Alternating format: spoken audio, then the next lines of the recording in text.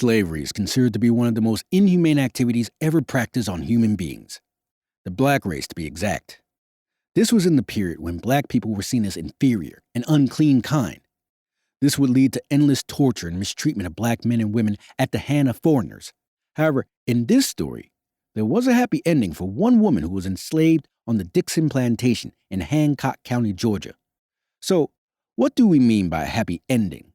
Imagine a slave inherited a fortune in the 1800s when the slave trade was at its peak. This sounds impossible and just a dream, however, not for this woman. This is the story of Amanda Dickson, a slave who ended up wealthy. So, what really happened? Did she fight or use some juju spirits? Let's find out. Amanda Dickson was born enslaved on November 20th, 1849, on the Dickson plantation in Hancock. She was a black aristocrat. Her mother, Julia Frances Lewis, was a slave who worked as a house servant. Unlike her mother, her father, David Dickson, was known as a slave owner and as an agricultural reformer. David was one of the richest planters in the local area. The result of her birth was due to the rape her mother endured when she was only 12 years old. After Amanda was weaned, she was taken from her enslaved mother and maternal grandmother. Amanda will be raised in the household of her white paternal grandmother and mistress, Elizabeth Schuyler Dickson. Growing up, her grandmother would use her as a domestic servant. During her childhood, her father became wealthier and more famous. Her father was known for his innovative and successful farming technique.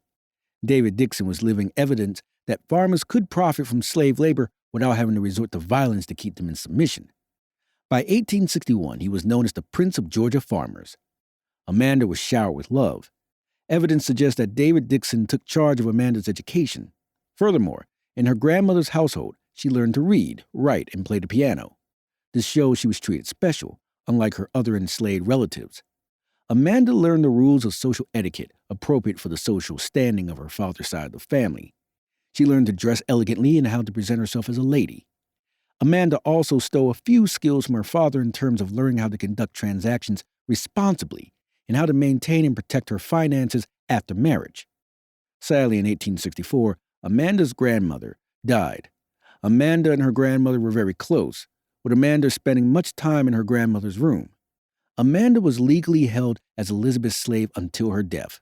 At the beginning of 1801, Georgia had prohibited slaveholders from independently freeing their slaves, requiring an active legislature for each request. Therefore, Elizabeth and David Dickson had no means to free Amanda and keep her with them in Georgia until the 13th Amendment to the U.S., which abolished slavery and involuntary servitude, was ratified on December 6, 1865. In 1866, at the age of 16, Amanda moved to a small plantation in Floyd County, Georgia. At the age of 16, Amanda married her first white cousin and Civil War veteran Charles Eubanks. Because of anti-miscegenation laws in Georgia at the time, it is not known if they were legally married or if they married. They did it outside the state, where these laws didn't exist. Her partner Charles had returned from fighting the Civil War. Charles served in the Confederate Army shortly after Amanda moved in with Charles. In their marriage, they had two sons, Julian Henry and Charles Greenbank. Later in life, their mixed-race sons would marry prominent members of Georgia society.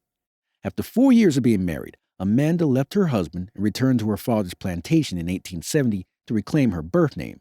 Unfortunately, Charles Eubank died on July 31, 1873.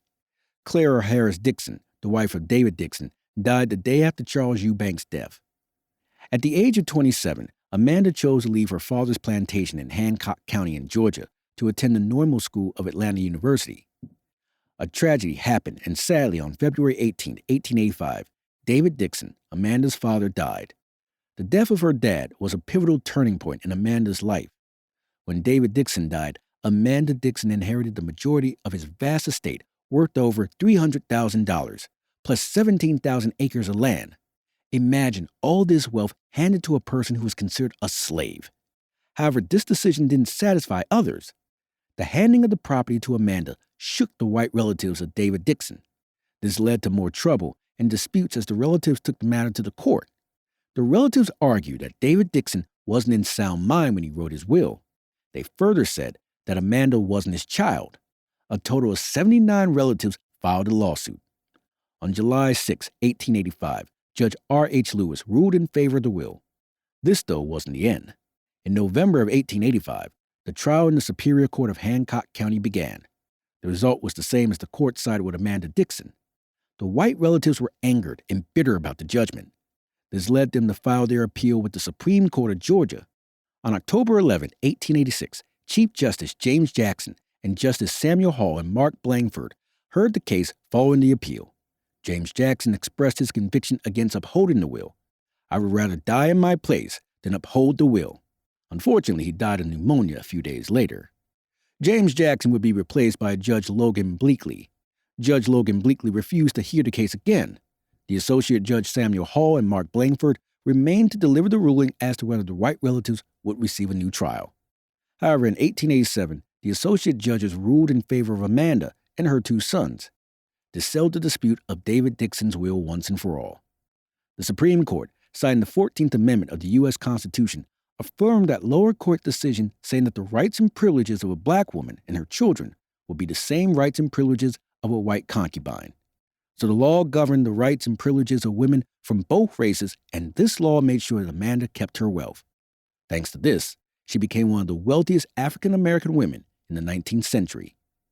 As a result of the legal dispute with her family, Amanda felt so much pressure and took measures to protect herself legally. Also, in part to distance herself from disgruntled white relatives, whom David Dickson had left out of his will, Amanda moved to Augusta, Georgia, which was a familiar city. She arrived in Augusta in 1886 and purchased a large 7-bedroom house. This was a multiracial neighborhood where whites generally viewed blacks within the race-caste system without regard for wealth or class. However, some were willing to accept children of the wealthy. This happened if you were mostly white. Amanda's wealth allowed her to become a member of the elite black community in Augusta, Georgia. Her intelligence, nature, and wealth made her world-like unknown by much of Georgia's high society. Years later, after completing her teaching degree, Amanda married for a second time. This time to Nathan Toomer on July 14, 1892. Nathan Toomer was similar to her in many ways. Nathan was a wealthy, educated African-American man of class. As a young man, Nathan had been born into slavery. He served as a personal assistant to Colonel Henry Toomer. Amanda Dickson spent the last 11 months of her life as the wife of Nathan Toomer. Her health was worse throughout her second marriage. She had several health problems which required continual medical attention from her family physician, Thomas D. Coleman. In 1893, her health greatly improved. However, a disturbing family ordeal that included the kidnapping drama that involved her son would have a major impact on her health. The 23-year-old Charles Dickson, the youngest son of Amanda, became infatuated with his stepsister, who was just 14 years old. This time, Charles was a married man. In order to protect Mimi Toomer, Amanda and Nathan sent her to a convent school. However, this didn't stop Charles. With the help of 3 other accomplices, to whom were his in-laws, they tried to kidnap Mimi Toomer, but their plan failed. All of those involved except Charles Dickson were charged with conspiracy to kidnap Mimi Toomer. Months came and the ordeal was behind them. Nathan and Amanda traveled back to Augusta. Unfortunately, they faced discrimination and were denied their first-class seats in the Pullman car. Due to the inconvenience, they had to change their travel plans. As a result, the journey home was very unpleasant, and the high temperature caused Amanda's health to deteriorate. On the afternoon of June 9, 1893, Dr. Eugene Foster filled in for their family physician, who was out of town. Amanda was diagnosed with neurasthenia, a general exhaustion of the nervous system. The symptoms of the disease described by the physician include sick headaches, noises in the ears, deficient mental control, insomnia, heaviness of the loins, and fidgetness, among other things. Sadly, Amanda died on June 11, 1893, with complications from the disease. She was just 43 years old. Amanda America Dickson Toomer's funeral took place at the Trinity Colored Methodist Episcopal Church in Augusta, Georgia. Amanda died without a will, and this resulted in a legal battle after her death for control of the estate. Her mother, Julia Francis, and her second husband both petitioned in the court to be designated. However, Julia Dickson, Nathan Toomer, and Charles Dickson, Amanda's youngest son, settled the dispute over Amanda's estate out of the court. We come to the conclusion of Amanda Dickson's story. I hope you enjoyed it. So what was more surprising from the previously mentioned story? Let us know in the comments section. Remember to hit the like button and don't forget to subscribe on your way out.